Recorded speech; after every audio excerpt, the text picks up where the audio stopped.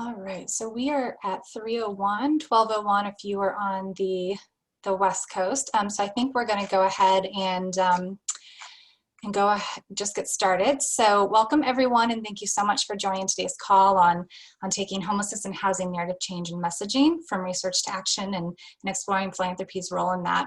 I'm Lauren Bennett. I use she, her pronouns, and I'm the Director of Communications and Policy at Funders Together to End Homelessness. We have a lot of new folks on the phone, and so I just wanted to let folks know who weren't familiar with Funders Together. We're a national network of more than 250 private philanthropic organizations who are all dedicated to preventing and ending homelessness and addressing the root causes of such as structural and racial inequities to achieve housing justice. We also have our mission right here on the slides, as you can see. I'd really like to thank our co-presenters, Northern California Grantmakers, for their help in planning this webinar, as well as our co-sponsors, Economic Opportunity Funders, Philanthropy New York, and San Diego Grantmakers. Now, I do have just a few housekeeping details to go over, which by this point in 2020, I'm sure you have heard many, many times, but they're still worth going over for this webinar.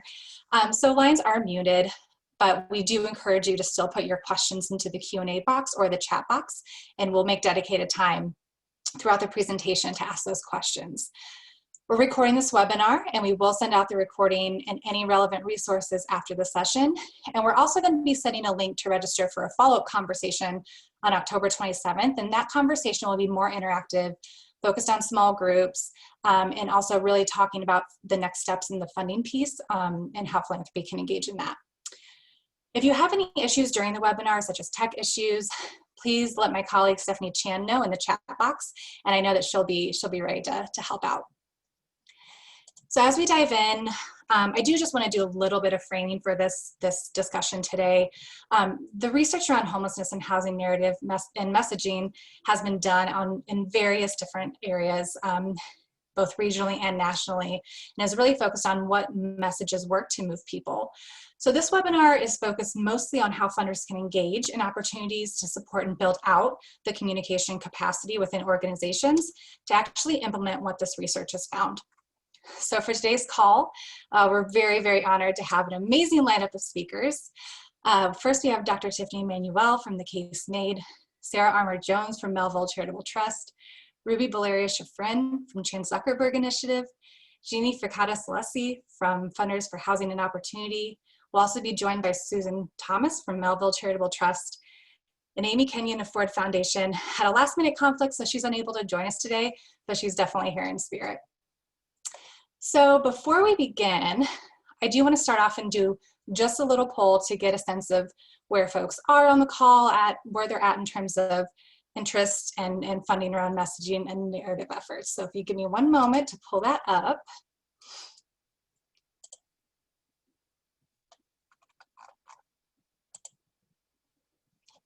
I'll give folks about 30 to 45 seconds to answer these questions.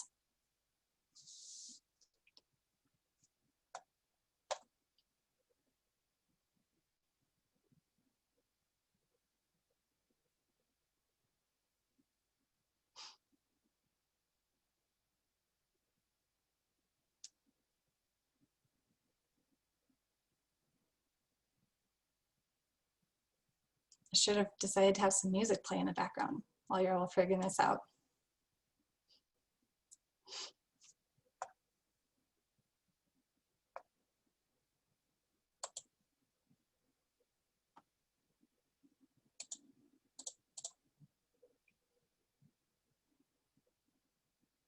All right, we are almost there. Folks, a few more seconds here. And there's no wrong answers for this either.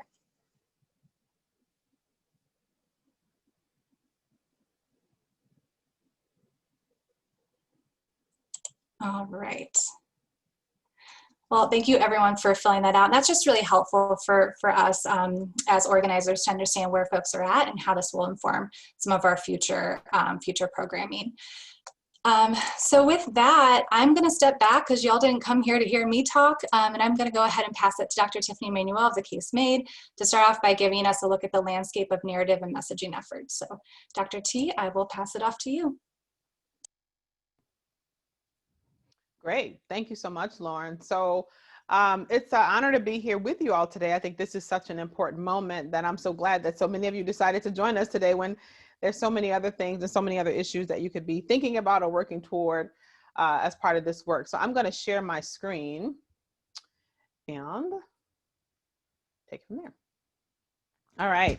So let's get started. My role here today is really just to kick us off, to give a little bit of context for where we are at this moment, not just in terms of the funding landscape and what's helpful in terms of, what folks are doing in terms of the research around narrative, but also just the broader context in which we're all operating. So I just want to set that context and then open it up for us to have a very rich and robust conversation among folks who are doing the work already. So first of all, I just want us to just acknowledge the fact that uh, we are in some deep stuff here. I mean, I think even before COVID-19 happened, we were already in the midst of, right, for every housing market across the country, in the midst of a deep, what most of us would consider to be crisis, right, if you will. And so with COVID-19 and a series of other things that have been lopped on top of that, our housing systems are crashing, right? In terms of the inability to keep up, not just with the demand, but the series of kind of disruptive events that are happening. And so let's just call that what it is and be very thoughtful about that, recognizing and naming the moment that we're in.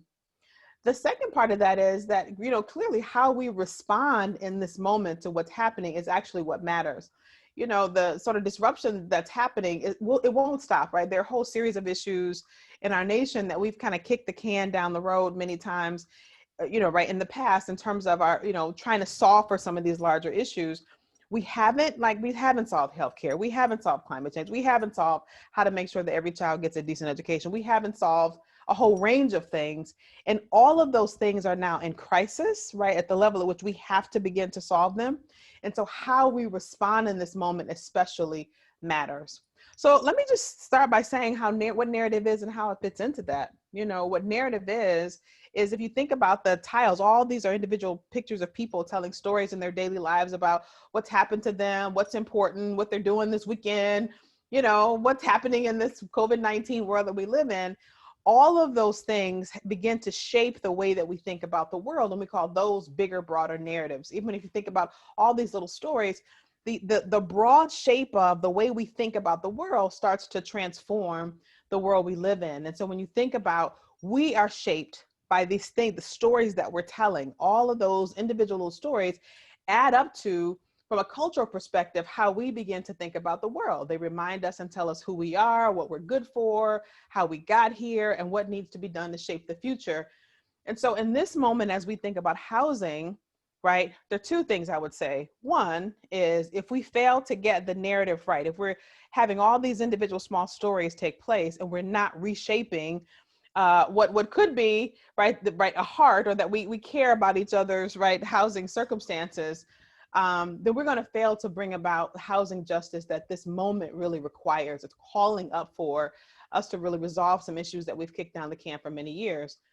The other piece is, there already are lots of narratives in circulation that are just a disaster for us, that are keeping us from being able to reset the public conversation. And unless we are thoughtfully navigating those, reshaping those, as our individual stories can do, we just keep bumping into this. Kind of like, insanity is, doing the same thing over and over and over and over again and expecting a different result. If we're not changing the way that we're talking about these issues, we're constantly bumping up against these narratives that are problematic. And I can, just think about all the kind of narratives that we have around homelessness, right? If you talk to folks, most folks, the sort of overarching narrative around homelessness is that it's not about people having a home, it's about mental health, or it's a public health threat, not housing issue. That's the way the public understands those issues. It's really unhelpful, but we're hitting up on that narrative consistently because that's the shape of the way we talk about it. We think about narratives around how we talk about people needing help. Like it's shameful if somehow you fall on hard times and you need help, right? This notion of individual responsibility. We tell stories all the time that lift that up. And not just high income folks, but low income folks tell these same stories because it is cultural. It's the way we think about the world in which we live. And there are all kinds of narratives like that. The narrative of racial difference, which keeps us from being able to solve for some of these racial justice issues, right? Because we're not addressing some of these issues of race in a way that could be helpful. Instead, we're bumping up against these things as dominant narratives, and not sort of unseating those as their dominance in our conversation. So a part of the work is not just we're crafting new stories and that can shape new narratives in the way we think about the world, but it's also unseating, right? Undoing some of the dominant narratives that are just not helpful and that keep continually push us back. So I want to talk about, just very quickly, I just want to acknowledge that we're not creating narrative. We're not telling our stories in a vacuum, that there are some things that are happening. So I just want to tick through these really quickly. Let's talk about what the headwinds are so we know the context. We're in a very partisan environment. I will say that housing has always been a relatively bipartisan issue, but it's really, really, really hard to keep housing a bipartisan issue in the context of the broader political environment. But let's just acknowledge that that's a challenge. It's really hard to have a conversation about housing innovation and challenges when people are polarized and highly suspicious. Increasingly, not just politically, we are polarized around a whole series of issues, but folks are often very suspicious of each other. This is Camden, New Jersey, where, you know, for many years, the folks in, the policymakers in Camden had built up the waterfront, and community residents were talking about why Camden policymakers weren't investing in neighborhoods. And then, right, those same policymakers said, okay, we're going to start investing, you know, deeply in the neighborhoods. And Camden residents came out and protested. And if you look at the quote at the bottom, they protested because they said, quote unquote, they're not building it for us, right? When you talk about developing, you know, affordable housing, most of the time it's mixed development, like 40 units of affordable and 60 units of market rate. And people's thinking about that is, you're going to build that stuff in our neighborhoods, and then the next we look up, we're going to have a Starbucks, and then the Abercrombie and Finch, and then and we're going to be displaced. So all of these narratives are taking place at a moment when people are polarized and suspicious, especially on issues of housing and community development. And so we have to be especially careful in how we craft and create, right, the conversation we want to have with folks. So let's just acknowledge housing is one of these areas where there's so many folks involved in the housing space. There's so much that takes housing, that takes to actually build affordable housing, that I will say candidly, you know, a lot of the messaging that I see when the sort of communications folks go and say, hey, we should say this, I'm thinking, oh boy, you just turned off some of the very folks that we actually need to get the work done. And so a part of one of the reasons why I say that, you know, I've gotten into this work, you know, with, you know, feet first, completely into it, is because of this issue. That when folks are not responsible for actually doing the work, they can say things broadly that, right, they can say all kinds of things that reflect their positioning, but it doesn't help us get the work done. And at the end of the day, if it doesn't actually help us get the work done, then it's not terribly helpful. So a headwind is our need to balance the needs of a whole range of stakeholders. You got the realtors, you got the planners, you got you got the apartment associations, you've got funders, you've got banks, you've got all these folks that are in this. You got the architects, you got so many people have to be aligned for housing to work, that we really cannot afford narratives that don't include a wide range of folks in the conversation.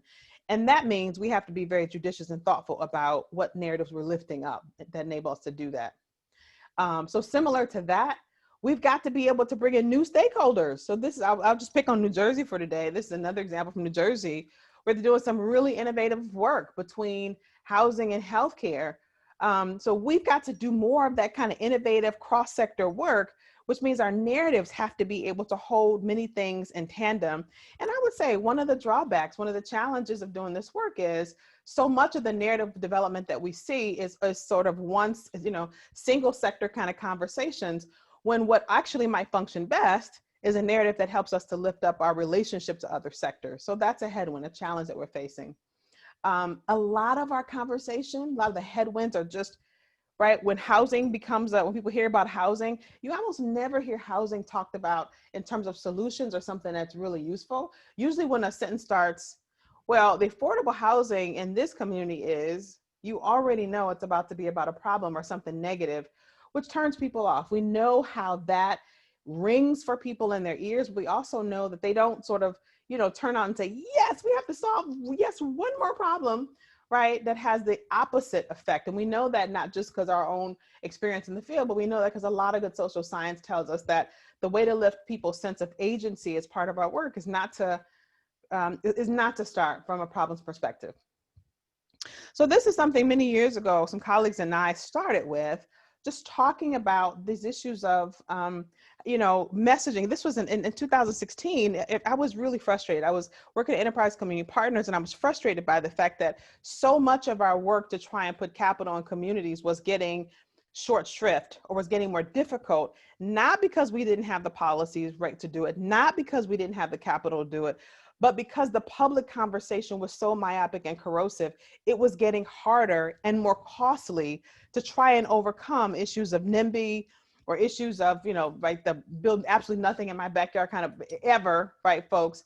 And that people were not seeing their stake as part of these conversations. And so some colleagues and I started that sort of really kicked off, I think, a conversation around narrative in the housing space and what was really challenging us.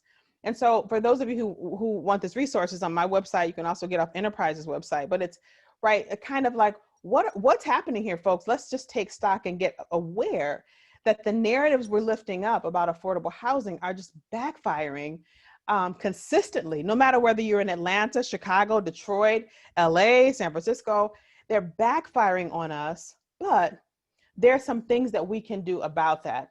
And this was, I think, from our vantage point in 2006, like lifting up this conversation about housing tends to be seen as a commodity, right? It tends to be seen in a way that's not particularly helpful. And some of the dominant narratives, things like this one at the top, mobility issues, right? When you lift up this issue about people needing affordable housing, the public conversation consistently is, well, maybe you don't need to live here, right? Maybe South Carolina is a little cheaper. Maybe that fits your budget, or maybe you need to go move out, to the suburbs, right? Drive till you qualify, or whatever that, right? And so that was not the response, certainly, that we want to have reflected as a result of our narratives and our messaging, but that's exactly what we were getting. So I won't talk much more about that, but I'll say that this was really our effort to sort of kick off, to set acknowledgement to the field. Hey, folks, we got some issues here. We're trying to lift up these issues, but they're not getting received in the way that we'd like them to. So let's fast forward. What I'd say to you is, what we tried to do was create some 30,000 foot level messaging. And I think there are a lot of messaging projects that are in the field right now trying to do that, creating this like 30,000 foot kind of messaging that can be helpful to folks. And what I would say, my perspective on that is that's helpful. But I would also say about that is, if you really are trying to build power, if you're really trying to build power and narrative power over time, you've got to link that to the kind of real struggles that people and the stories that people are telling on the ground. So it's the messaging research connected to folks who are actually telling stories that are aligned with and in sync with that actually gets you narrative power. So as we are funders and thinking about the work in this space, there are two pieces of it. Like, what's the research that allows us to know what are the messages that might best lift people's sense of agency around housing? But then also, how do you get folks in very particular contexts and very particular communities to begin telling stories that actually align with that? And it's both of those pieces that actually need our work. They need our resources. They need our assistance and counsel. they need all of that together. And I wanted to lift up an example of that in my work, the sort of 30,000 foot conversation, and then how that relates to actually building narrative, like in places or building spaces in community. So this was a project, and I want to give a few examples. And I think this is one with some of our partners that are on the call today, Melville Charitable Trust. We did some work in Fairfield County, in Connecticut, around housing as an issue. So one of the things we were working from as we started this work was a whole lot of national level, a narrative research, messaging research, which lifted up the value of just the notion that housing tends to be commoditized. And because of that, it gets very difficult to tell people, to talk to folks about how do you get them engaged in this bigger conversation about affordable housing when it is a commodity. And so that's at the 30,000 foot level. Housing is a commodity. How does that shape and form? Like, how do people think about that? When you get down to having very specific conversations with people in a community, the way that conversation takes shape and form is very different. I can tell you that we work all across the country. We work in certainly Fairfield County, Connecticut. We work in Chattanooga. The way that this conversation takes place in Chattanooga has been very different than the way it takes place in Rochester, New York, very different from the conversation takes place in San Francisco, very different from the conversation we just finished up in DC.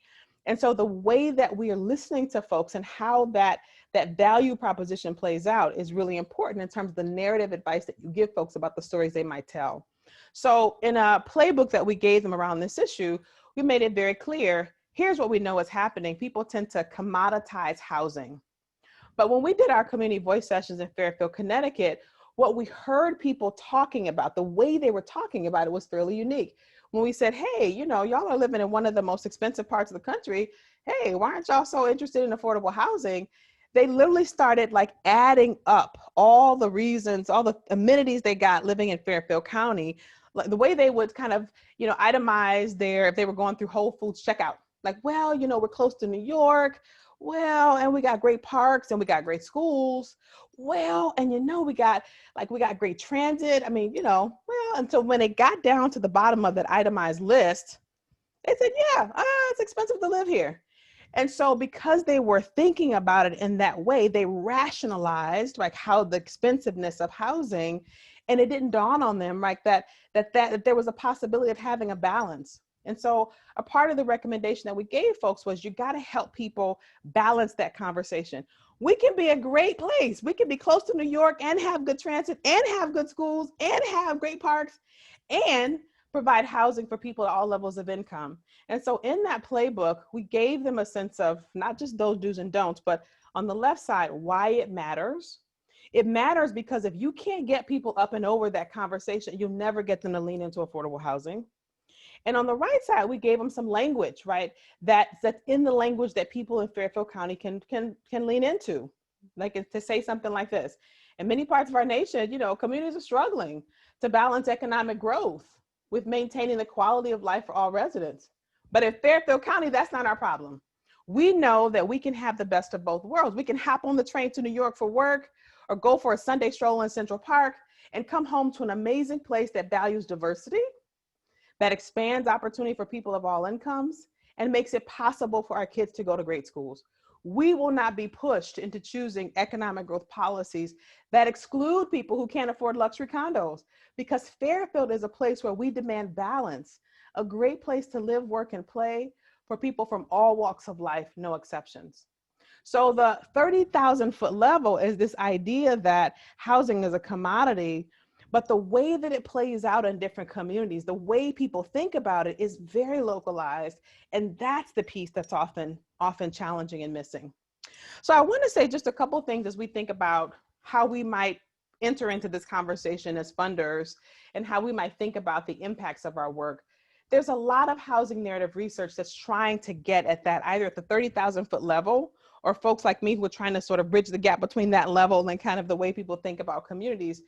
I always want people to think about it in these two ways. There's on the left side, right? What are we trying to do? Are we trying to build awareness? Are we trying to build more deliberation and dialogue? Are we trying to build values and change how people think about it? And what are the outcomes we want to happen as a result of those narratives? So I think that continuum all the way out from narrative shift, all the way out to outcomes, right? As funders is what I'm hoping that you're looking at in terms of our continuum of impact. As you think about what you're funding and how you can be helpful, asking those questions, where do you land on this? What is it you're trying to do as part of narrative shift? And then what are the outcomes you're after helps us to really think about this work. So I want to say that, you know, as part of the work that I've been working on with the Chan Zuckerberg Initiative, which has been some very innovative work, we're going to have one of my colleagues talk about that work in just a second. You know, it's been very helpful to think about it in terms of this continuum of impact, in terms of where their work sits inside of the broader field. And I have to say, it's been really helpful working with them to think about the field as a bigger continuum, who's doing what, where, and how.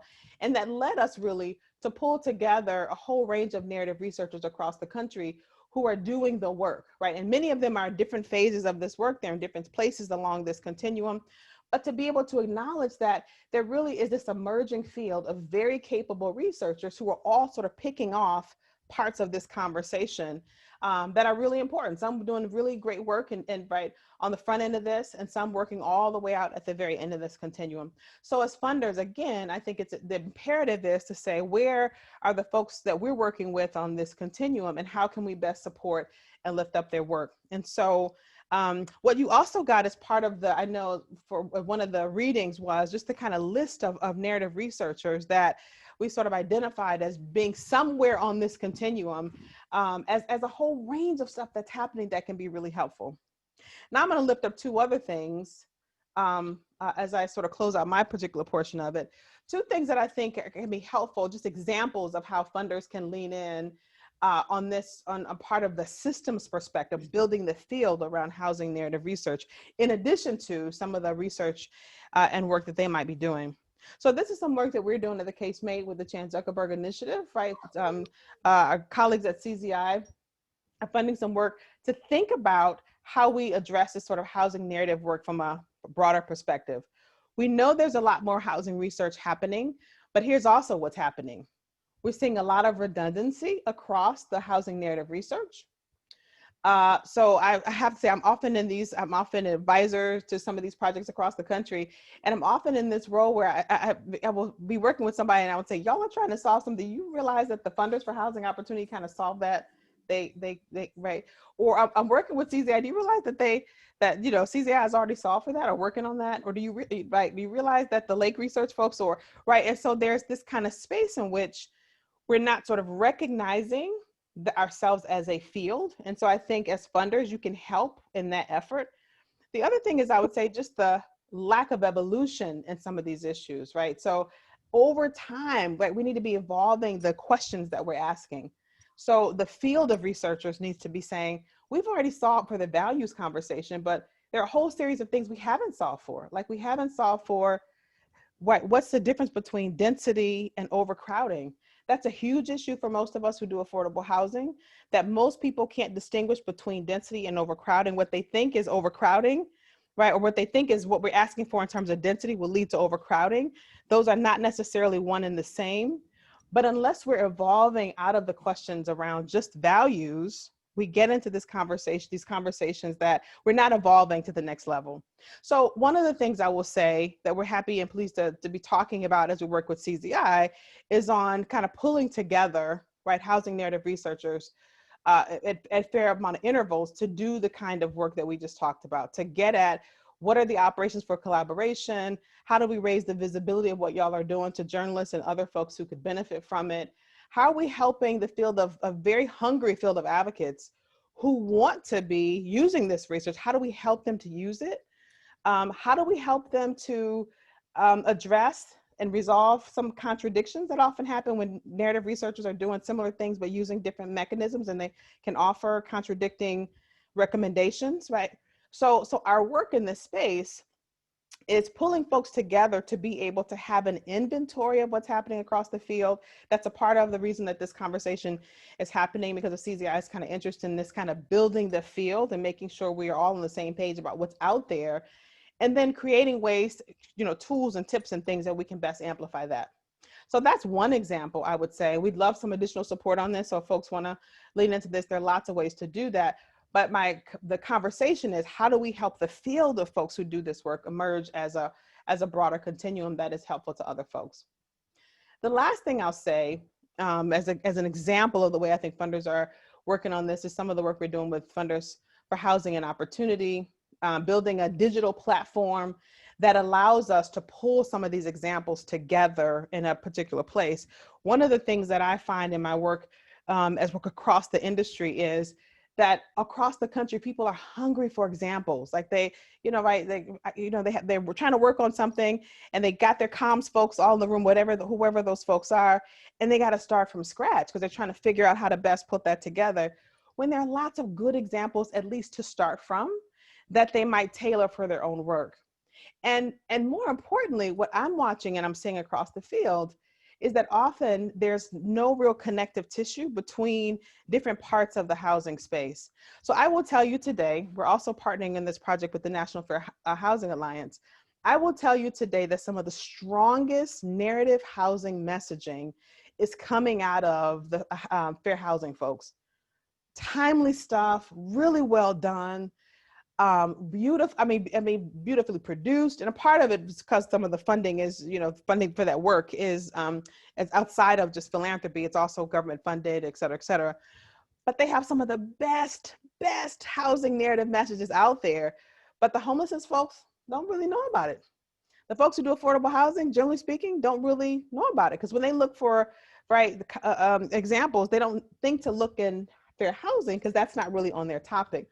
So one of the things this digital platform is going to allow us to do is to create some cross-pollination, like get some folks in the homelessness space saying, wow, the fair housing folks have an interesting message. That would really work. The values they're lifting up, the way they did that would really work well for the conversations we're having. How might we tailor that for the work that we're doing?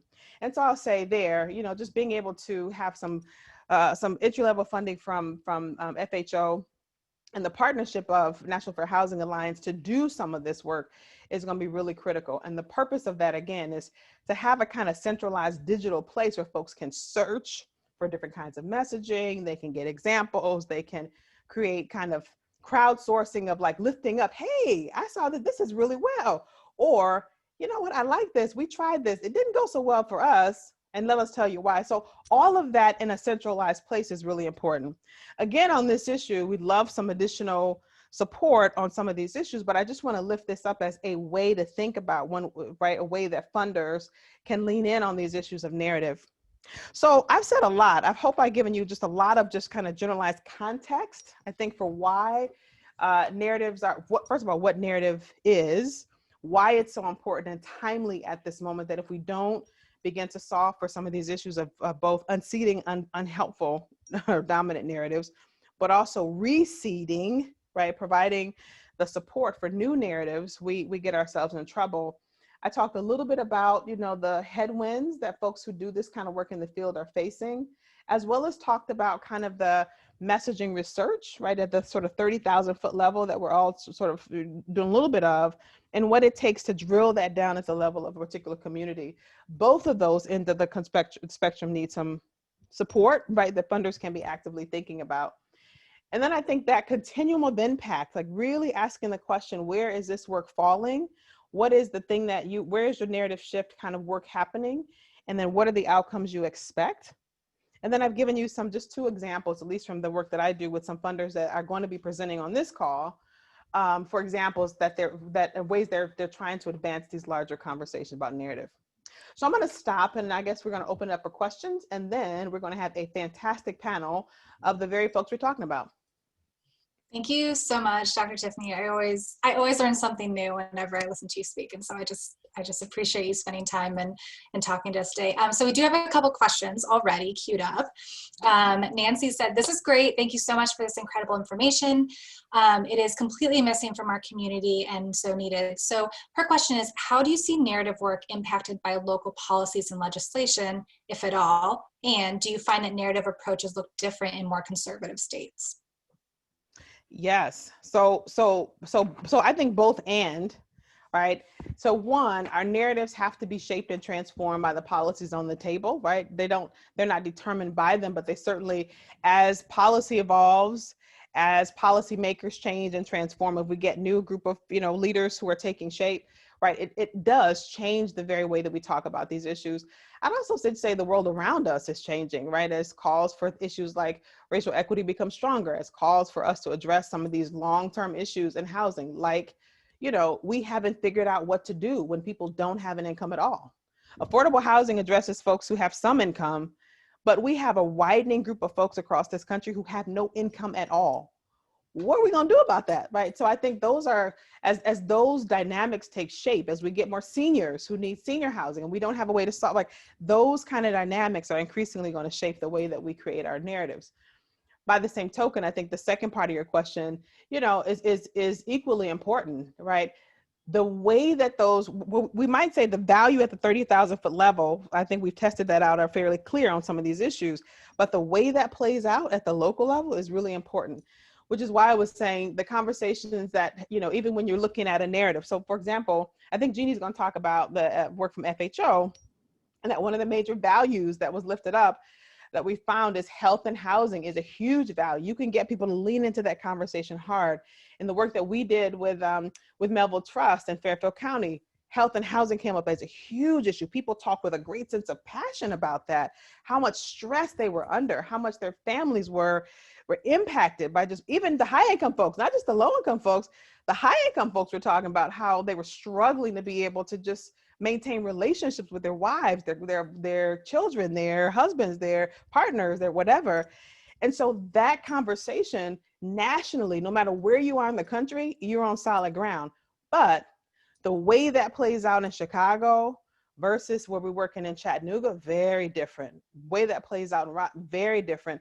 So what I would say is, from my vantage point, it's that listening exercise. How does that value play out locally that allows you to listen very carefully and then, right, turn that example language back to folks in a way that resonates with folks who are trying to hear that locally. If we're not doing that kind of additional piece, then kind of we miss that step that often advocates have to plug in, and it's hard for them to do that often. So all that to say, yes, that kind of variation across geography, especially in conservative states at this moment, is really important.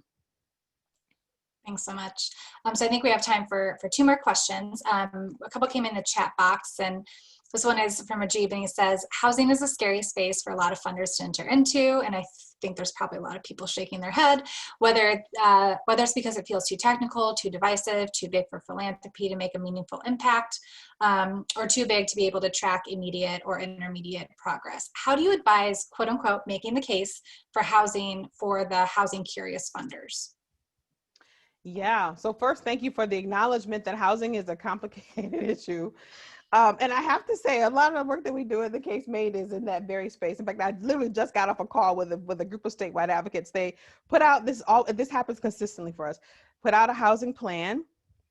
And they thought they were going to get people to say, yes, we need all these policies. And they got a lot of backfire. And they came back and said, well, what, if we thought everybody really agrees with what's in here.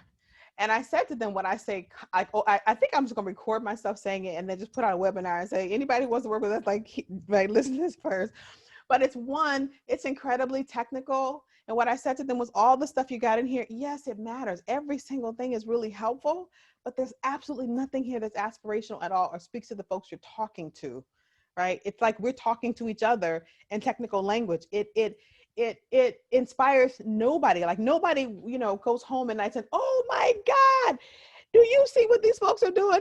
They are, figuring out how to preserve naturally occurring affordable housing. And they're going to produce more, and then they're going to, have accessory dwellings. And then oh my God, it's crazy what these folks are doing. And I'm so excited. I want to lean in, said nobody ever.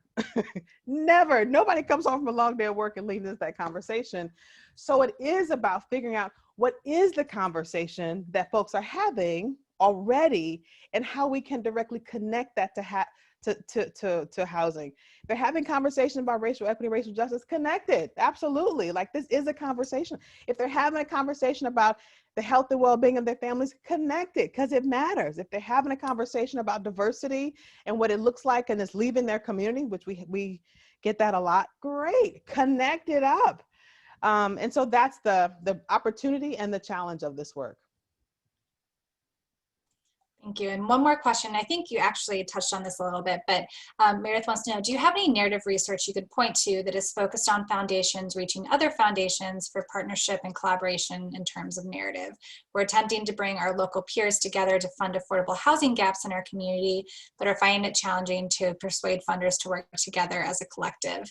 And so I think that again, kind of is along the same lines, but just if you have any thoughts for Meredith. Yeah, I don't know that I have any research or resources for that, but I think, this call in and of itself, I think is a part of the imperative to do that. I think there's a recognition that more funders are sort of figuring out very quickly that narrative is really, really, really important, that we should be lifting it up, funding it, prioritizing it, but how we do that in a way that is not redundant, but also that actually advances the field is really important. That's why I lifted up some of those last 2 examples, at least in some of the work we're trying to do, so that we're not, sort of recreating the wheel, right? And that we're using our resources to the most effective means that they can take. So I don't have any particular resources about how funders kind of are pulling together around some of the narrative issues, but I think this call in particular is a way that we're trying to advance that very goal. And so if you are thinking about this, care about this issue, and want to lean in, I would say this is the moment to do it. Welcome. Thanks so much. And Meredith, to your point, and to what Dr. Tiffany was saying, this call is designed for that, and Funders Together is obviously always available to help you think through the mechanism in which you can start to really facilitate that collaboration. So always feel free to reach out to us as well. So we do have another question, but in essence of time, I'm going to save that for the next Q&A. And Dr. Tiffany, I will turn it back over to you and let you lead the panel discussion. Great. So now I get to have a lot of fun myself. I have to say that, I have no problem sort of talking about these issues, but I also love to have other smart people talk about this too. So we're joined by a spectacular panel today of folks who are funding housing narrative research that have been active on the space. Some of them, in the case of CZI, which we're going to hear from, are actually doing work in this space, in addition to being a funder of work, actually doing some of the work in this space. So it's exciting to have these funders on the panel today talk about kind of the way that they got involved in this conversation, why they're prioritizing this as part of the work that they fund, and then what they see as really the opportunities for all of us as funders to do more of this work. So I'd like to just spend, certainly we could spend this whole webinar talking about the specific sort of housing narrative research that's happening across the country, but just being, first stepping back and taking some direction in terms of, our speakers and really getting us kicked off in terms of what they're doing is going to be really important. So I would say, why don't we have Sarah and Susan just kind of kick us off, give us a little bit of a brief overview of the work that you all are working on and the role that it plays in kind of organizing and strategy. In addition to the work that you're funding with us, there's lots more to say about that. So I'm sure everyone would love to hear that. Thank you so much, Dr. T, and hi, everybody. It's great to be here. I'm going to go first and cover a couple of the earlier points, and then Susan's going to cover some points further down in the conversation. So we have two major projects happening now that aim to shift the conversation around homelessness and housing. And one of them is what Dr. T mentioned in Fairfield County, which is great. And then the second one is national in scope, and it's a research, communications, and accountability project that aims to change the public debate about who becomes homeless and why, and really shift it from an issue of personal responsibility and choice to the result of systemic failures across housing and income, healthcare, and much more. And so it's really trying to move the conversation to help people understand that homelessness is a problem that requires a systemic response. The project includes communications infrastructure and as well funding to state organizations to support their own work in connecting homelessness with racial and economic justice so that we can align messaging in ways that resonate with local communities. And that was just touched on earlier with that question. We think that that's really, really important. So a big piece of the project is to expand the base and connect homelessness to racial and economic justice, fair housing, health, and jobs. We totally agree with you, Dr. T, that we need to be cross-pollinating this issue. And we look at both of these projects as building public and political will to make systems change in homelessness and housing. So as Dr. T noted, we need to reset the public conversation and tell stories that make new narratives about homelessness and housing. And that's definitely what we're aiming to do. So based on the continuum of impact slide that Dr. T showed earlier, we're in the knowledge, discourse, and attitudes phase, and our communications infrastructure aims to move into the capacity and action space and then lay the groundwork for policies. We definitely see this as ongoing work, and it's gotta help us build toward more concrete campaigns and eventually get us moving into the sort of big picture narrative work, as I call it, that includes art and brand ambassadors, entertainment media, and much more. So that's just a quick overview, and happy to turn it back over to you, Dr. T, and we can talk more in detail later. Sure, thank you so much, Sarah. That was fantastic. So Ruby, would love to hear, is my colleague at CZI, doing some fantastic work. So some of your work has already been covered a little bit. I just kind of alluded to it a little bit, but would love to hear you tell us a little bit more about what CZI is up to beyond what we've already talked about, what we heard about. Yeah, absolutely. So as Dr. T was mentioning, I remember, I think it was almost 2 years ago now, I met for coffee with Dr. T and we were talking about this exact issue and just the need to do some deep values research and shifting. And so our thinking on this was, just from a philosophical standpoint, is we need to understand where the electorate is before we can figure out what will move them. And so the thinking around this was to do kind of a bottoms up assessment to map the California voters and see where they stand and what their values are on housing issues, so that we can have a better sense of what messages can work with who, understand who our base is, who will kind of never be with us, and who is kind of in the middle. And so we partnered with a group of advocates across the state. So they made up a steering committee to help be more representative and make sure that we're doing something that's actually useful for the field, to inform this work. And we've created a segmentation analysis.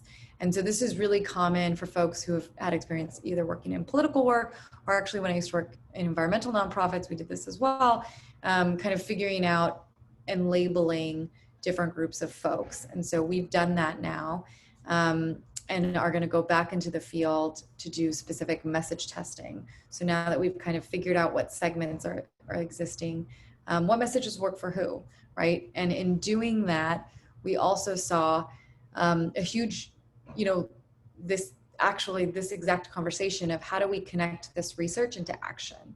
And part of the gap there is a lack of capacity on parts of nonprofits to do this work, right? A lot of folks don't even have a comms person, or if they do, it's just one person who's kind of much more reactionary and not necessarily working on narrative change, but more doing messaging and framing and kind of campaigns. And so we saw a real opportunity to help build the field and work on so that they're able to meet not only CZI's research, but all of the other great research that's coming out now. We don't want it to sit on a shelf, right? We want folks to be able to make it work for what they're doing. And I think one other thing too that I would just really highlight is that on the research side, what we're doing is really trying to focus on the hearts and minds, right? Like the real values, perspective, and shift. Like, how do we think about housing as a right?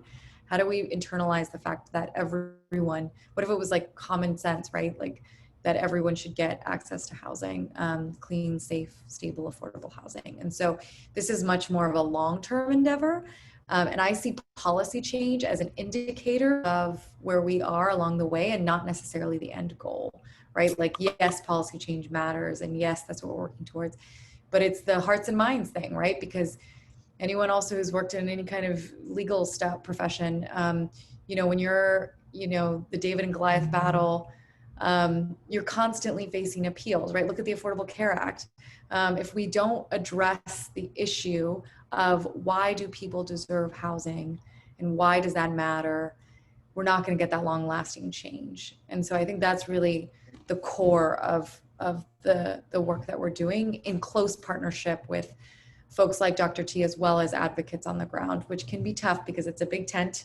Not everyone's always aligned on all the little pieces, but hopefully we're all aligned on the overarching narrative. So I'll stop there. Thanks so much, Ruby. And let me add to what I, think about in terms of the work that you all are doing, which is so powerful, is, it really, what you all are doing is a really different take on this. I think in terms of an innovative methodology, we haven't seen the kind of, targeted segmentation kind of analysis really done in housing research before. So that is really huge to see how that plays out in terms of how people think about this work, and as a real kind of, I think, innovative way to think about just the methodology, but also the ongoing nature of what y'all are doing. So you all will have the strongest, I think, long-term kind of data set around what it looks like, these segments across the state and how they're changing dynamically. That is huge for us in the field. And so I just wanted to make sure that we, really are clear about kind of, I think, the innovative nature of the work. So thank you for that. Now I'm going to turn to Jeannie, who's going to talk about Funders for Housing Opportunity, who's doing some really interesting work, also really innovative. And so, Jeannie, welcome. I'd love for you to share what you're up to and talk to us about why it matters for all of us. All right. So for those of you who don't know, Funders for Housing and Opportunity, or FHO, is a national funder collaborative, and we're focused on meeting the housing needs of people who we call precariously housed. So those who spend more than half of their income on rent or experiencing homelessness. And as we all know, those are disproportionately Black, Indigenous, and people of color. And we really see this as a system level problem. And so our members pool their resources and make grants in 3 interrelated areas that we think will shift systems over time. And one of those priorities is narrative change, which, as others have already said, is a really important part of building public and political will, which we think can eventually support systems change. So we're kind of taking a long view on this. We started by building upon some research that Dr. T did when she was at Enterprise Community Partners and Frameworks, and also some of the research that one of our members, the Ford Foundation, commissioned, working with a cognitive linguist named Anat Shanker-Osorio from ASO Communications. She is one of the researchers that worked with Demos on the race-class narrative that I think some of you are familiar with. And for the work that she did with Ford, she looked at how housers talked about housing in our written materials. And she also conducted interviews to understand what messages local and national advocates were using and what new frames they'd be willing to carry, because we all know we can have the best message, but if we don't have messengers, it will go nowhere. And so she noticed some possible complications of language that we've been using and suggested some new framing. When Lauren sent out the pre-reads for this meeting, she sent out the 2 reports that Anat wrote. So you have access to those. They're really worth the read if you have the time. So we built on that, and we funded 3 kind of movement organizations. We funded Community Change, Policy Link, and Race Forward to work together to build on that research that Anat had done, and to work with Celinda Lake from Lake Research Partners, and to really help us isolate the productive values. And in our case, we were looking for values that reinforce the notion of housing as a common good rather than a commodity, which you've heard kind of a theme of this call. And then test messages that point back to that productive value. And we also wanted to test kind of how race plays into housing. So we were looking for messages that don't just sort of resonate with people, but really compel people to act and compel the base to act. And the results of that research were shared really broadly with the field. More than 1,000 organizations attended the series of webinars that were conducted to share the results. And those results are all on this website called housingnarrative.org. That was also one of the resources that Lauren sent out in the pre-reads. So you're welcome to browse that, look at the research itself, review some of the webinars. They're all posted there. And now that that research phase has concluded, we're in the process of identifying next steps for implementation. One of the things that we're supporting, as Dr. T mentioned earlier, is the central digital platform that she mentioned that will pull together all the research and help both kind of cross-pollinate the field so that the research can be used well across the housing ecosystem, but also to help researchers learn and leverage what each other has already learned so that we're not recreating the wheel each time we do this. Great, thanks so much, Jeannie. That was fantastic.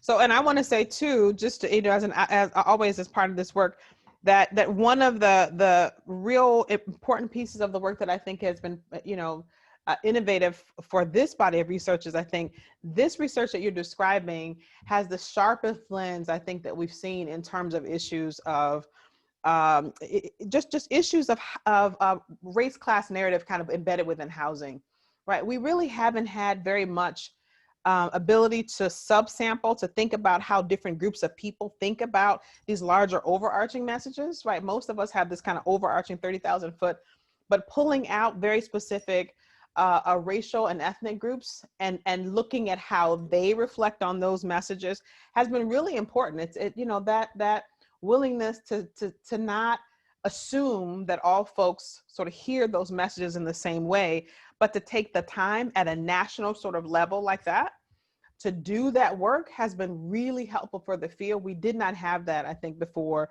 the research that FHO did in partnership with Lake and others to have that. So for those of you who are looking at that research in terms of how it advances the field, that is one of the ways I think it does a fantastic job.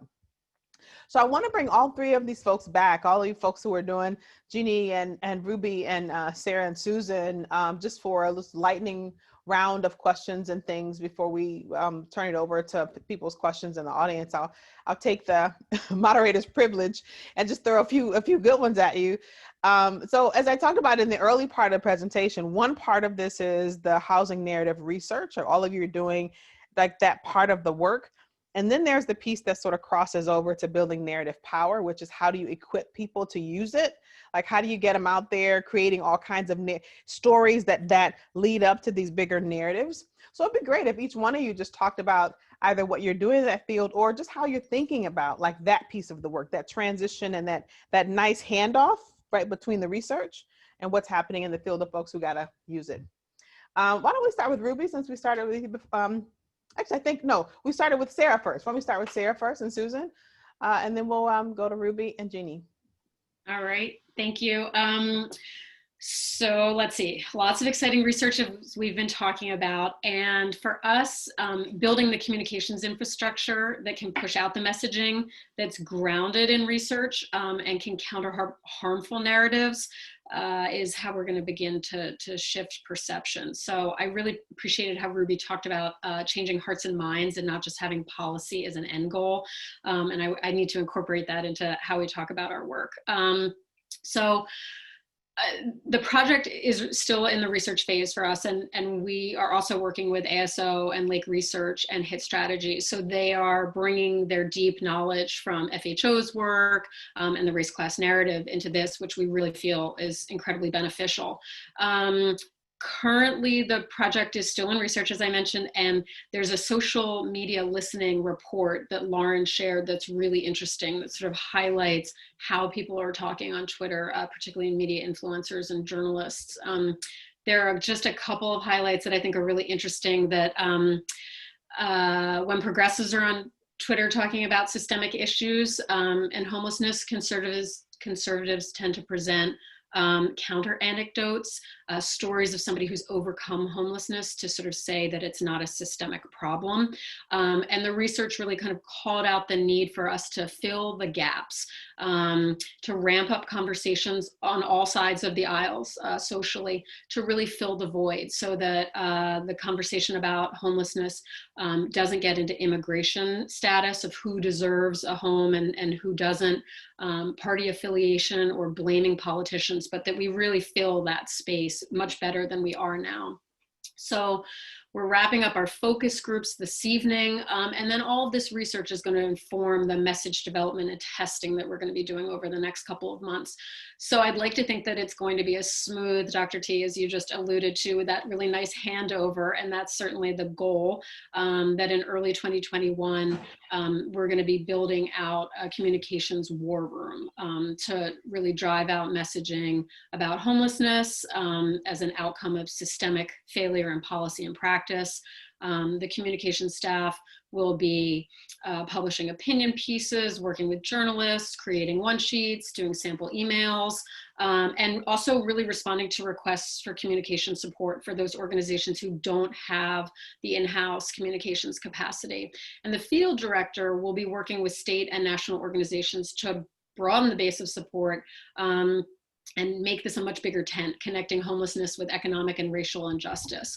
And we feel like it's really important to do that, to bring activists who are already working in this space to connect homelessness to their existing work. So the project includes $500,000 in grants to state grassroots and national networks so that they can beef up their existing communications. So that's how we're hoping to do that transition handoff. And if we have time later in the call, I might ask for your help with a little naming question for this project, because we've had some back and forth, but just looking at the time, I will hand it back to you, Dr. T, to make sure everybody gets their turn. Great. I just want to say one follow-up to what Sarah said is just really highlighting and emphasizing that we were deliberate in who we partnered with to lead this work. Just as Jeannie was talking about who FHO partnered with to lead the work, because in both instances, really understanding that it's not the research work standing alone, but it can't stand in isolation. It has to be partnered with advocates and grassroots networks, because those are the messengers and the ambassadors to really build the base of public support and carry those messages out. Yeah, thank you so much for that. Great. Ruby, what you're thinking about this? Yeah, so thinking about it moving forward, we're thinking about, so we're continuing to do kind of this message testing in the field, right?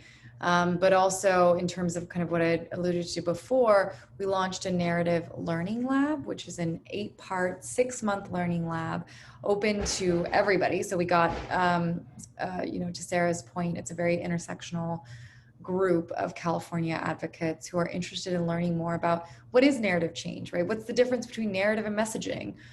What am I doing in this space? How am I doing it right? There's some, and the expertise of this group is very wide ranging, right? There's some folks who are just in a learning mode. Well, everyone's in a learning mode, but haven't had as much experience in this, and others who come with a lot of deep experience and want to share that and build upon that and work collectively, especially groups in other issue areas, right? Whether it's environment or, transportation or whatnot, that might have a more evolved narrative, right? Since they race, class, right? A lot of really great work from Color of Change, for example, coming out on this. So it's a great place. We just had our first kickoff session, which was incredible, great energy. Advocates were very engaged. Everyone wanted, the appetite for this was clear. And so that was the positive signaling that we needed to continue to convene this type of group. So it's a 6-part learning. I'm happy to send out also the information on that, so you know kind of what those sessions are all about. Welcome to join as well. And also it's a table to help build a shared understanding and shared values around this work. I think we throw around the term narrative change a lot, or kind of messaging or comms, and sometimes it can be hard to kind of pin down. So I think this is going to be a really interesting case to kind of build the field's capacity and understanding and kind of collaboration, which we think is really key, and also to help be a vehicle for funneling more of this type of work to raw implementation. I think what's really interesting in this, and maybe because of my own background, I'm a bit more scrappy, is that I liked, don't let perfect be the enemy of the good is one of my favorite sayings. So I think this is a really good attempt at us being a little bit in the middle, where we're testing out stuff in real time and iterating. Because I think, as you could do research till you die, and you'll always find something new and interesting. But until we actually go out in the field and try things, which means granting organizations money to build their capacity to focus on this, I think is critical. And I think also the other thing that we've been hearing a lot is folks want to work on this, but the feeling of scarcity is real. And so how do you prioritize the grants that you get, or the time and resources that you have, especially in this moment, right, where everything just feels like it's on fire, both literally and figuratively. And so that also is going to be really helpful in helping to connect the dots for folks and say, this is additive. It's not subtracting from anything. And how can we make it more additive, right? Like, how can we learn as funders what you need to prioritize this and to make it to help you, right? Like, hopefully this work greases the wheels for the work you're trying to do. Right. And so I think that's something that's really coming out too, is understanding where advocates are, right, in this space, and where they want to be on that continuum that Dr. T showed earlier as well. So I'm excited for that learning lab in particular, and some of the outcomes that are coming from that. Great. Thanks, Ruby. Thanks so much for that. And Jeannie, your thoughts on that? I'd say 100% agree with everything everyone has said. I think the idea of helping groups that have limited time really digest the research and understand how to use it is super important. I also want to emphasize that we all know narrative change is so much more than messaging, but it's important to have constructive messages reinforced in our cultural cues, the music we hear, the films and television we watch, the books we read. So that's also something that we're thinking about a bit, like, you know, how are people experiencing homelessness portrayed as, you know, in television as someone you pass on the street, or are they integrated into a storyline with speaking lines that you understand their story over, you know, a whole season? Those are places we think that, you know, would be a really good place to think about putting some money. I'm not sure if FHO will, but I think that that's a good place to be thinking about. Also, so, you know, how do we reinforce these messages through arts and culture? Also, trying to connect with movement. So we're, you know, the moment that we're in our country right now where we hear defund the police, that means funding other things, right? And for the first time in my memory, and I've been in the housing world for 20 some years, housing is at the top of that list of things to invest in. So I feel like this is a moment that we need to notice and not slip away, that we need to kind of figure out how to harness that enthusiasm that's outside of like your typical housing folks talking about housing. There are, you know, your neighbors are talking about housing now. And so how do we, that's a question, like how do we really harness that enthusiasm that we haven't had before? Great, and thank you so much. And I just want to go and echo what you just said, Jeannie. I think that's exactly right. We're in this incredible, really powerful moment. And so just figuring out how we can be firing up at all channels, like, you know, on all stations and all modalities, and popular culture, in arts and culture, informal, you know, legislative sessions, and informal, you know, living room conversations. Like, how do we fire up this conversation so that we don't kind of miss the moment that's really in front of us? So I want folks who are on the line to start gearing up, because we're going to start asking some really interesting questions of our panelists. I'll ask one more, just kind of a lightning round on this one, which is, you know, a part of the reason that you know, you all are panelists today is because you all have been willing to take the initial risks associated with this work. Ruby, you named it. Like you said, you know, listen, I'm willing to do the testing and kind of to be iterative and kind of do that same work. Well, all of you, you know, have struck out like to really make a statement that this housing narrative stuff deserves attention, it deserves funding, it deserves really thoughtful support. And on the one hand, while that is like, you know, really important, it also can be, you know, relatively daunting for some of the funders who are not already kind of familiar with the space. So take a moment and just reflect. I'd love for each of you just to share maybe one thing that, you know, funders who may not be as familiar with the space should consider before they start funding in the space or before they jump into the work. Like if you were day one starting out on this part of your funding journey, what would you want to know that maybe you didn't know when you first started out that would help some of the funders kind of embrace this work? And I just want to say it's just such a pleasure. I have a chance to work with all of you, and you know, I recognize the kind of innovative spirit here. How do we help some of these other innovators on our call like really kind of branch out and do some of this work? Well, I'll start with you, Susan.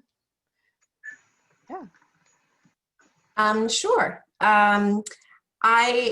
I can really draw from both experiences with FHO and with what we're doing with the trust. And we started talking to people. I won't steal all of Jeannie's thunder, but we just started talking to people and understanding what is narrative change? What does that mean? And so I encourage funders who are interested in this and understanding, you know, if you have a little bit of money and you want to just tap your foot into this space, understanding what your grantees need in terms of communication and messaging support, understanding what the needs of your community are, or your region or your state, how you can partner with other funders and start that conversation of how you could align funding around a common goal or a common need. There's lots of different ways for you to engage. And one thing I would say is be prepared for your board and others not to really get what this is, It's not something that you're going to see an immediate return. In homelessness, you know, you give money and you see an immediate return in certain ways. This is not one of those ways. This is a long arc, and to be really prepared that it's a long arc over years. It's baby steps, and it has to be funded at scale. You know, thinking of the right to marry. And that was what, Jeannie, 15 years in the making, $100 million. It yielded lots of results. It changed the way we think about the LGBT community and what love is. But it took a long time. You don't have to quite use that example. That might be TMI for some board members. They don't want to think of something at that scale, but that gives you a context of what this really takes to change hearts and minds. And the last thing I'll say is what Ruby said earlier about the end goal is not policy change. You can have all the policy change you want. We can get all the vouchers we want for everyone who's on the street, and we'll have absolutely no place for them to live because hearts and minds haven't opened up to remove the barriers for them to move into communities. So, so it's a long arc, but it's necessary. Yeah, love that.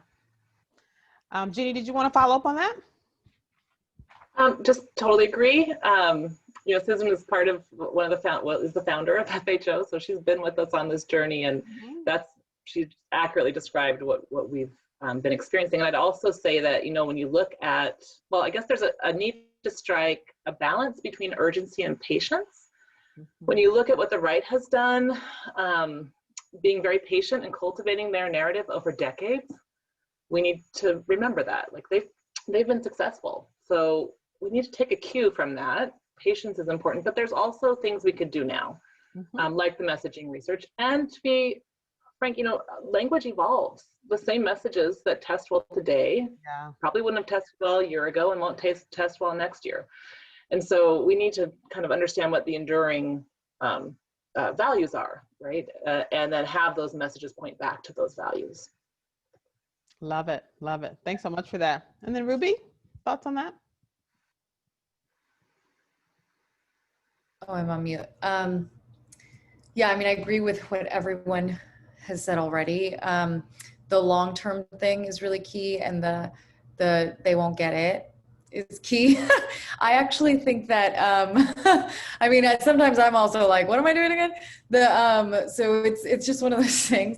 But I know this might sound controversial, but I actually think it's really interesting to look at some of the non-social movements to see how they've effectively created narrative change. So like, you know, an example that a lot of folks use is Coca-Cola, and how they use this idea of like one world and community and hope and like all the things that you think of like social justice, but to build a brand around Coca-Cola, right? And so it's like using the same tactics in the playbook as the Philip Morrisons of the world, right? Like that stuff worked. And yes, some of these products are more addictive and it's different. I totally get that. It's not the same thing. But I do think that appealing again to the hearts and minds, the values, facts aren't necessarily what moves people. But how do we still get folks to understand our shared interdependency and the externalities of prosperity if we all have basic needs met, right? And I think that that is a fundamental values alignment, right? Again, like moving from scarcity to abundance. Like, I just think that thinking more in these values frames and shifts is key. And I know that that's tough as a funder to sell.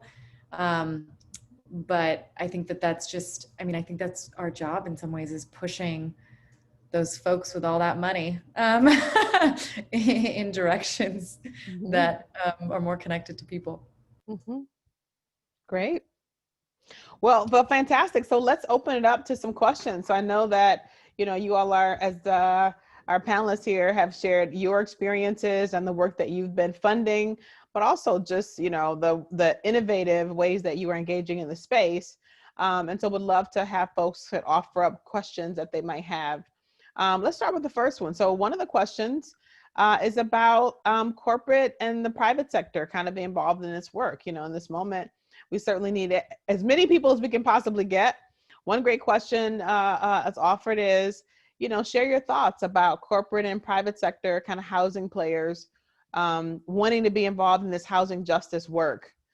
Given the power dynamics and the business priorities, are there some things that are must-dos and must-not-dos if you're bringing, corporations and other folks into the sort of grassroots mix of advocacy? Would love to hear your thoughts about that. And in no particular order, have at it. Who wants to try that one out? I got some thoughts. I don't know if other people do though too. Go for it. So I think this is interesting because I am seeing more, especially tech, kind of want to get involved in this stuff.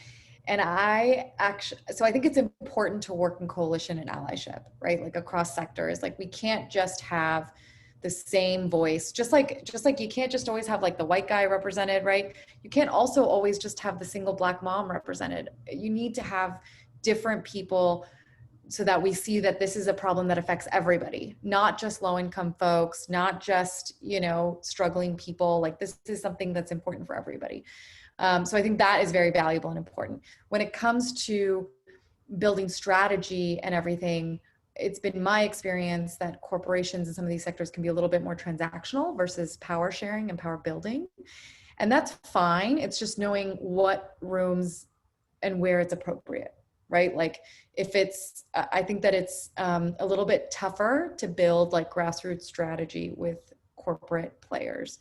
I think it is really helpful to have them involved in certain acceleration moments, right? When you're talking about, policy change stuff or press releases or trying to get attention on things or resources. Like, I think that's great. I think it's just, you have to be very careful about making sure that your values aligned. Or if you're not, understanding that compromise, right? Because it is a little bit transactional, which I think is okay. Actually, if we're going to win, we got to like use all the tools. We can't like be so self-righteous that we're not partnering with people that are on the same side. But anyway, that's just my opinion. No, I agree. We can't be those purists that end up missing the boat. And I used to work, I ran grant making for United Way in Atlanta. So the vast majority of our money came from corporations. And so just the caution in being aware that corporations have an agenda. And more often than not, they're giving, this is not certainly all, but many, their giving is not necessarily altruistic. It is also part of marketing for their corporation. And so there are some things when the rubber hits the road and when you talk about social justice, there's always something that has to be given up. And those things that need to be given up may not be the things that the corporation may want to align themselves with. And so, just being aware of that. But I think that what I had found then, and I would think still holds true now, is that giving corporations something very specific to invest in is helpful. Directing those funds. If you give this $1 million, it will do this. Or giving them a menu of things to invest in so they know where their money's going, and there's less of a wrangle with values. Mm-hmm. Yeah. Jeannie or Sarah, want to bite at that apple? You don't have to if you don't. No, another way to appeal to corporations is to help them understand how their employees are experiencing their own housing situations, right? And so if they want their employees to be closer to where they have to work, I mean, that's sort of irrelevant in the current, in some cases in the current environment. But you can appeal to their self-interest by trying to help them understand how their own employees are dealing with lack of affordable housing. Mm-hmm. So that would be, you see that in, employer-assisted housing programs that are set up. Like there is some rationale you can make. And then I lost my other thought. So if it comes back to me, I'll let you know. Yeah. So lots of good questions here. So one of the questions that's come up is just around this issue that housing is also, at least our investment in housing, is an incredible kind of economic boost for our communities. And oftentimes it's not perceived that way, that folks are stuck in this idea that there'll never be enough, we can never, right? So there's an opportunity to sort of reframe housing in that way, but also some challenges of thinking about it in terms of that way. So, you know, as you think about it, kind of innovative ways to address that question, are there thoughts that you have about that, or innovative ways that y'all have, you know, begin to play with around that, or to support kind of that kind, especially as we're thinking about sort of corporate, you know, folks who are always interested in talent retention and, you know, those kinds of more corporate kinds of, right, outcomes. Any thoughts on that? As you were speaking, what came to mind to me is a couple pieces of work that I was exposed to. One in, and I just lost the name of the organization. I want to say Housing California, but I know that's not it, but it is in California. And they actually quantified the economic impact in the community surrounding every property that was government subsidized. Mm-hmm. There was PolicyLink with their Equity Atlas. They quantified the increase in GDP if people were not cost burdened. And so, but we don't have a vehicle to socialize those impacts. And so it leads me back to narrative change and having a core of messengers to push this out and weave this into their conversation, into their websites, into their literature, into their advocacy. But there are things out there. We need to harness it. And those are the types of things that speak to those who are more focused on the economics. Mm-hmm. Great. So let's have one last question. I realize that we're coming close to our time here. So one really great question in the chat is this interesting thing about really talking about racism and how do we align that with housing systems that have, you know, structurally have had sort of structural racism sort of baked into the way that our housing system is organized. And a little bit of that kind of acknowledgement is out of sync, right, with the sort of, you know, housing for everybody, when, right, folks who've been left out are often the folks who need it the most. So it's this equity conversation in the middle of it's, you know, housing for all. How do you all think about that? Just kind of, you know, juggling the balance of that. I know for most of, you know, the advocates in the space, they are actively trying to figure that out and sometimes getting caught in the juggernaut of both things. But is there a particular way that you just think about that, or a way that you think about, you know, how funders should be just to start kind of pondering about what to do with that? I can start just simply to say that one way we're thinking about racial equity is that's the goal, and that housing is how we contribute to that. And so that may also be a way to bring in corporations who are thinking about racial equity, that housing is one real way to help make that real. Mm-hmm. Yeah. Anybody else want to bite at that question? Yeah. Yeah, Susan?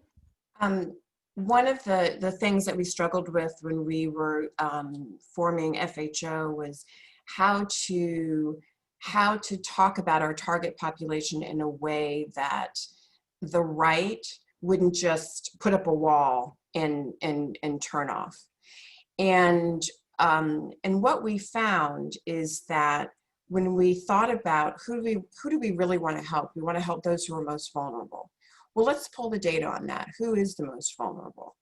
And so when you talk about housing for all, or you talk about housing for people who need it the most, we know, because we're in it, that what we're talking about is Black and Brown people, because those are the populations, those are the communities that are disproportionately lacking in decent, affordable housing in places that connect them to opportunities. So when we talk about a society that is positioned to thrive, and when we talk about wanting to provide that opportunity for all, we can still talk about that. But we know the data shows us who the all is and who the all is not. And so if everyone buys into that, then we, the workers, understand where that activity needs to go to. And so that's how I think about it. Yeah. Yeah, I would just add, this is tough. This is definitely tough. And, from an equity standpoint, from a needs standpoint, you want to focus on, the folks who need the most help. But I think from a building the movement, shifting the narrative, we need to be careful too, right? Of like being inclusive and doing that type of work. I think one is the segmentation analysis that we did kind of bifurcates folks by these different types of thinking in groups. And so then you don't have to have one message that fits all, right? We can be tailored, we can customize stuff. We just need to know who to customize it for who, right? And ideally, we can get folks as close as we can on the same kind of lane. But right now, everyone's on different lanes, and we're trying to use one message to fit all of that, and it's like, it's not working. And so instead, if we use other messages, but what's tricky is that don't undercut the overarching message, right? Like, for example, I have a little problem with teacher housing because I'm like, well, why do teachers deserve housing versus nonprofit workers? Or what about our waitresses? And, so I think we just have to be a little careful about this. And this is where kind of the research and the testing and the iteration comes in. But like for me, what really moves me is like actually what's in Rajib's comment around like the history and legacy of racism in housing, but that doesn't move everybody, right? And that's, I wish it did. I wish, folks knew that like Black and brown folks didn't just wake up vulnerable, right? It was like hundreds of years actually, but in the recent housing history of VA loans not being able to go to you, FHA denying developers loans to build housing unless they had white-only covenant restrictions on it, right? So this was redlining practices. This was all intentional and by design. But until we get everybody to that thinking where you need to actually, actively redress some of the segregation in our housing system and think about it from an equity standpoint, we need to figure out other messages to get you there, right? So it's like, how do we maybe give people dessert first and then feed them their vegetables? Mm-hmm. I love that. Sometimes I talk about that as giving people some folks hit the short runway because like they can get into those racial equity conversations really fast. And some folks, you got to give them the longer runway. You got to get them there, right? One way or the other. We have to have that conversation. The challenge is some folks you're going to have to take a little more time kind of getting them into that conversation. But the thing I want to just acknowledge is that all of us are centering around the notion that we have to get people to acknowledge, right, the context and how we arrived here, right? And that is really powerful because I think that we haven't always been at that place in housing, honestly. And now we are. So there is some progress in that. So I want to just take this moment to just say thank you all, Susan, Ruby, Sarah, and Jeannie for, being willing to share your experiences and the fantastic work of your organizations and for being just really innovative, risk-taking, kick-ass social change makers. How about that? If I can say that on our call, right? I'll just say that it really matters that you all are doing the work to sort of get out in front of the field and really make this a priority and demonstrate to folks that there actually is an enormous benefit to folks who are trying to do this work on the ground. So thank you for your leadership and the opportunity to engage with you all today. And I'm going to turn it over to my colleague, Sarah, who's going to close us out today. Sarah, you ready to cue us up? Yep, thank you. Thanks so much, Dr. T. That was great. And I just want to, again, thank all the speakers for taking the time to join us today and for such a rich conversation. For those of you who are interested in continuing this discussion, we are going to have a follow-up meeting on October 27th at 3 p.m. Eastern, 12 p.m. Pacific. This is going to be an interactive meeting to help connect funders who are looking to take action to build the communications capacity and infrastructure of advocacy organizations. that are advancing housing narrative change work. So the registration link is in the chat. We encourage you to sign up as soon as possible. And then we'll also send the link in the follow-up email along with the link to the recording and any of the resources that have been brought up in this conversation. So please just join me in thanking all of our speakers, and thank you all for taking the time to be with us today. And we hope to see you again on the 27th. Great. Thank you so much, everyone. Thank you so much. Thanks, everybody. Thank you.